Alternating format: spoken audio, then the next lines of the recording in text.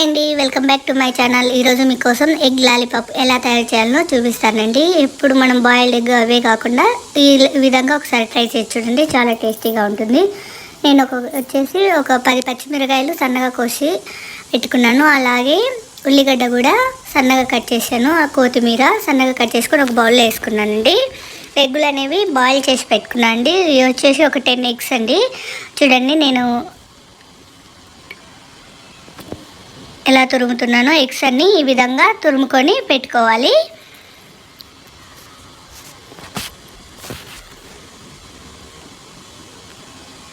నేను మొత్తం ఎగ్స్ అనేవి తురుముకొని పెట్టుకున్నాను. ముందుగా మనము ఆనియన్స్ ఒక బౌల్లో వేసాం కదండి, అదే బౌల్లో ఈ ఎగ్ తురుము కూడా యాడ్ చేసుకోవాలి.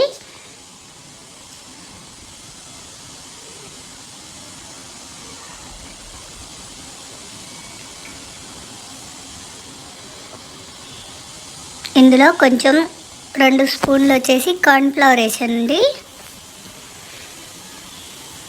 అలాగే జీలకర్ర 1 table spoon,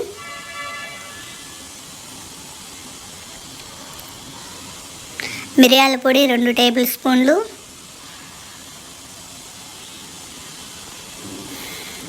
garam masala 1 table spoon, అలాగే సాల్ట్ రుచికి తగినంత. నేనైతే 2.5 స్పూన్లు వేసానండి సాల్ట్. వీటన్నిటిని బాగా కలిసే విధంగా కలుపుకోవాలి. నేను ఎల్లో మాత్రం తీయలేదండి. నేను ఇంకొక ప్లేట్లో వచ్చేసి బ్రెడ్ క్రంచ్ చేసేస్తున్నాను. ఇది బయట సూపర్ మార్కెట్లలో దొరుకుతుందండి, లేదా మనం ఇంట్లో అయినా రెడీ చేసుకోవచ్చు. అలాగే 2 ఎగ్గులను పగలగొట్టి ఈ విధంగా బయట చేసుకొని పెట్టుకున్నాను.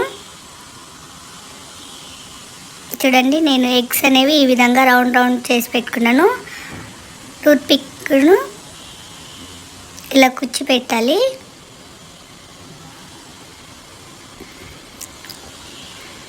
ముందుగా ఎగ్ బాల్స్ని తీసుకొని ఎగ్లో ముంచాలండి. ఎగ్లో ముంచిన తర్వాత బ్రెడ్ క్రంచెస్లో ముంచి ఆయిల్ వేడైన తర్వాత ఇందులో వేయాలి. చూడండి నేను చూపిస్తున్న ఈ విధంగా వేసుకోవాలి. మనకు బాల్స్ కొంచెం మునిగే విధంగా ఉంటే సరిపోతుంది ఆయిల్ అనేది.